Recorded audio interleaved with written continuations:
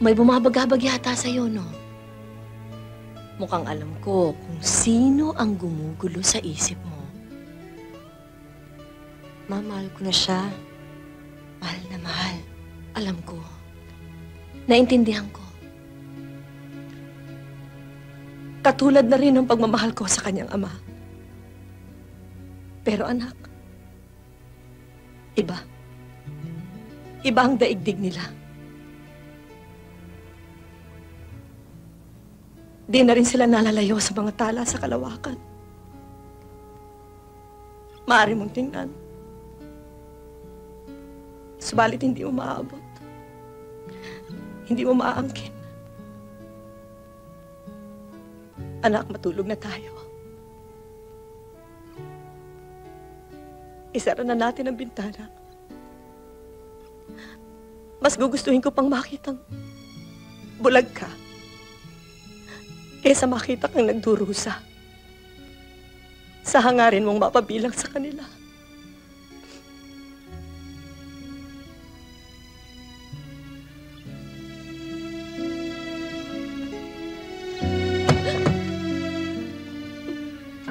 Masakit, anak. Ang mabigo, Ma? Hindi. Ang ano? Ang maipit sa bintana. Naipit ako eh! Naipit ako eh! Ano ba naman? Sorry. Sorry na nga eh. Ipan mo! Ipan mo! Ay, Pinakamalaki talaga yung problema ko eh. Bakit? Ano ang problema mo? Mami, sobrang laki nga ng problema ko. Hindi ko nga masabi, Mami eh. Ano nga ang problema mo? Mami, malaki talaga eh. Ano nga ang problema mo eh? Mami, si Gagay po. Ha? Gagay? Opo. Inago niya sa akin si Raul. Problema ba yon? Hindi lang problema. Solusyon din ang mga problema nyo. Dahil pagka naging biyanan ko si Don Leon, madali na lang natin siyang makurap para gamitin lahat ng pera niya sa mga iligal na gagawin natin. Tumpak! Kaya panoorin mo na lamang ang aming operasyon. Target. Gagay.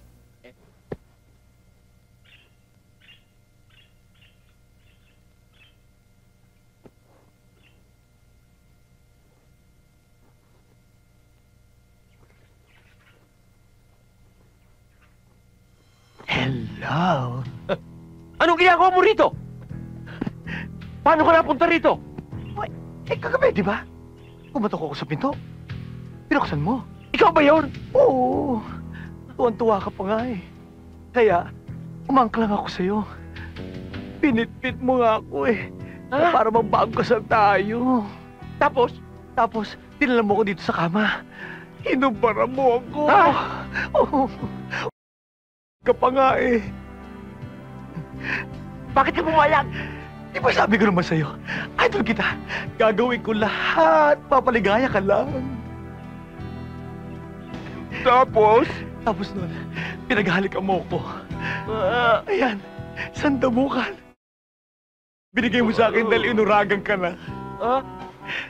Pagkatapos nun, sinisid mo ako. Tapos nun? Tapos? Sinabmarin mo ako. Urago ka talaga. Urago ka talaga. Urago talaga. Urago.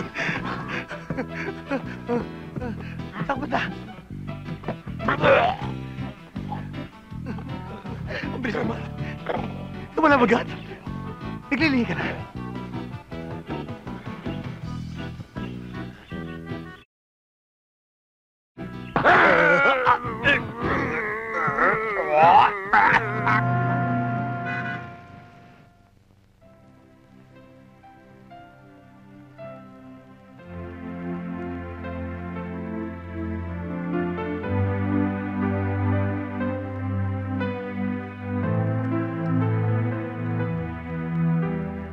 Yan, kalaki na at kaso ng boss mo sa akin. Dahil sa kanya, na-hospital ang lola. Ikaw naman, kuya eh. Ginawa mo scratch paper ng ulo ng boss ko eh. Excuse me, kayo ba ang kamag-anak ni Delilah Barbers? Opo, lola po namin siya.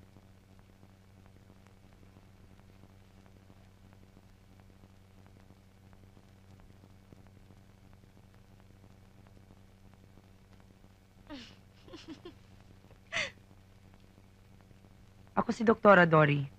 Doktora, maawa na kayo. Kawaawa naman si Lola. Ligtas na si lola nyo. Ay, salamat, Doktora. Salamat. Hindi pa oras para magpasalamat. Huh? Kailangan ko pa rin siyang obserbahan sa ospital. At may hinihintay akong lab test.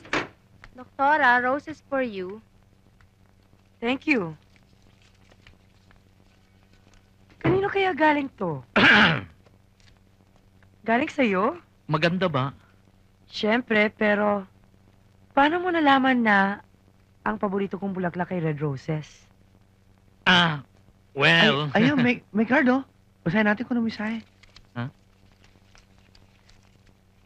Ah, galing pala kay General Patronage. Ah, galing ba kay General yan? Ay, hindi pa nadating yung pinadala ko sa iyo. Mas mapula pa diyan. Okay lang yan. Anyway, dito muna yung lola nyo. And if you need me, eto, you can keep in touch with me there. Ay, pwede bang bumisita sa bahay ninyo? Pwede. Pinsan, hanggang kailan pa kaya si lola dito sa ospital? Ay, hindi pa nga daw maintindihan at under observation pa. Ang takot ko naman ay ang gastos dito. Bawat sandaling itinitigil ng lola dito, additional bayad. Para tayo nakasakay sa taxi na bagsak ng bagsak ang metro. Pinsan, sinabi mo pa. Ang kaibahan ng metro dito, per segundo. Oo nga, ano? Kanino kaya tayo magrereklamo? Sa Department of Health o sa Department of Transportation?